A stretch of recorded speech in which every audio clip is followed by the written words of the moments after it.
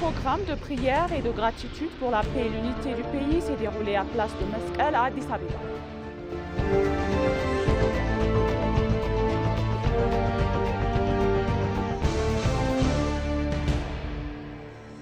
L'équipe de supervision fédérale dirigée par l'ingénieur Aïcha Ahmed a visité le district de Mengué dans la zone d'Assosa.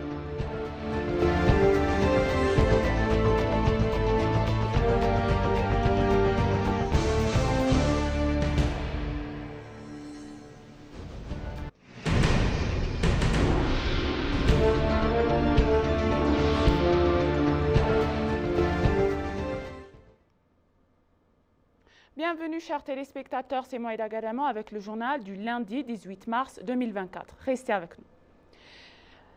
Un programme de prière et de gratitude pour la paix et l'unité du pays s'est déroulé à la place de Meskel à Addis Abeba. Le programme de prière et dans d'autres actions de grâce est organisé par le Conseil éthiopien des églises croyants évangéliques. En outre, un programme de prière et d'action et grâce auquel participent de nombreux fidèles de la foi est en cours sur la place de la Croix. La cérémonie de prière et d'action de grâce s'est tenue pour la paix et de toute l'humanité. Il s'agit de la paix et de l'unité du pays où les remerciements au Créateur sont offerts à travers des prières et des chants. Le programme a réuni des dirigeants de diverses églises, du Conseil éthiopien des églises des croyants, de l'Évangile, des pères religieux, des chanteurs, des pasteurs et d'autres.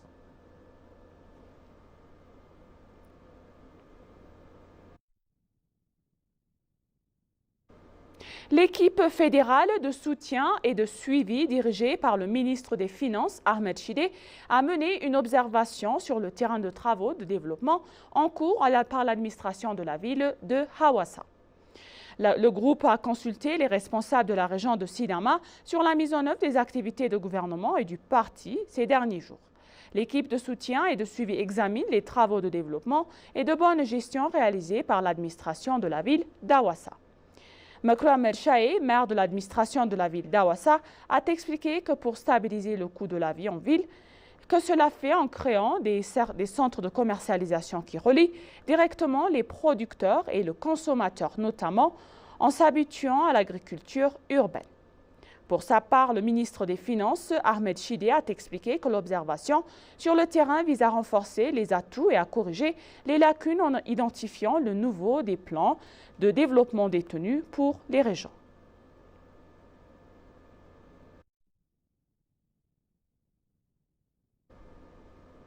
Un groupe de hauts dirigeants du gouvernement fédéral dirigé par le ministre des Travail et des Compétences Moufariat Kamil en visite en terrain dans la région de Harari a visité de nuits de travaux, de décoration et de rénovation de la tour de Jagol.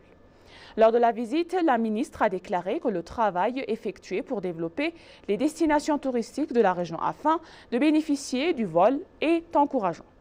Il a apprécié le travail accompli pour faire de Harare une destination touristique privilégiée. Il a déclaré que le travail effectué pour embellir la route intérieure de Jagol d'une manière qui préserve l'écologie, l'histoire, la culture et les valeurs locales est également attrayant.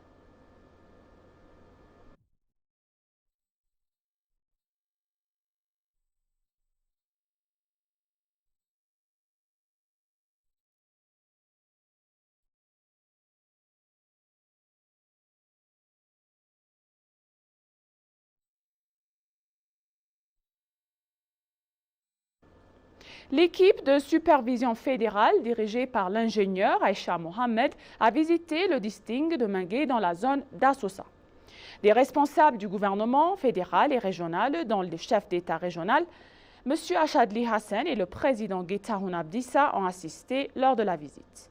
L'équipe de supervision a également visité les sites d'exploitation aurifères de Chagol Kabalé dans le district de Mengué. Le chef de l'État régional de Bénichangul-Goumouz, Achadli Hassan, a mentionné que la croissance d'un pays se mesure lorsque le bénéfice du développement de la communauté est assuré. L'ingénieur Aïcha Mohamed, ministre des Plaines et de l'Irrigation et chef de l'équipe de supervision, a déclaré que de même si le travail effectué dans le secteur minier dans le district est encourageant, les lacunes opérationnelles observées dans le secteur doivent être comblées.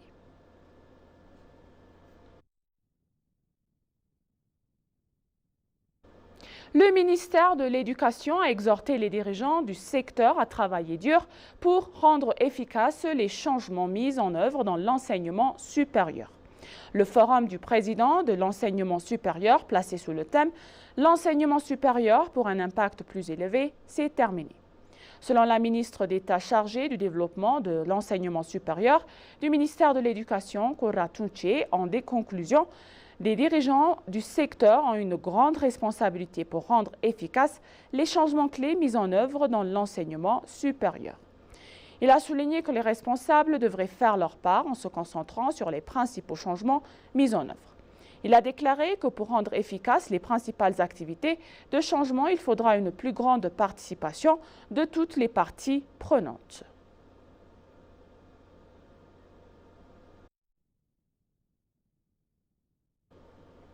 L'Organisation mondiale de la santé a salué la récente décision de l'Éthiopie d'approuver le vaccin salvateur contre la fièvre jaune dans le programme de vaccination systématique du pays.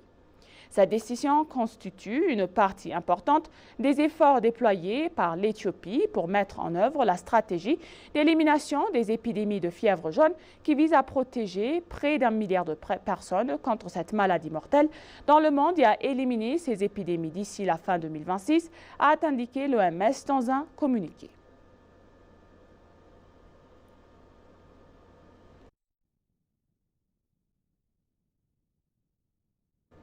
Il a été annoncé que plus de 100 000 emplois avaient été créés dans les 12 parcs industriels et dans le zone de libre-échange de Deredoa que la Société de développement des parcs industriels a construit et géré.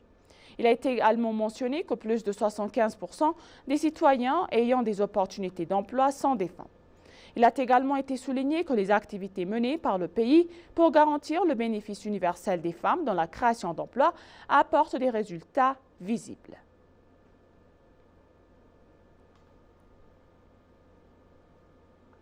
Et pour conclure le journal, la 21e course de 5 km féminine sur le thème priorité aux femmes ont eu lieu hier matin à Addis Abeba. 16 000 femmes ont participé à la course de 5 km Safaricom Women Priority 2016, calendrier éthiopien. Il a été indiqué que le nombre de participants au concours sur le thème Soutenir le pouvoir des femmes, accélérer le changement est plus élevé de l'histoire du concours. On a appris que plus de 40 femmes de différents pays ont participé au concours. À l'occasion du 30e anniversaire de l'établissement des relations diplomatiques entre l'Inde et l'Irlande, l'Éthiopie et l'Irlande, 35 Irlandais ont participé au concours.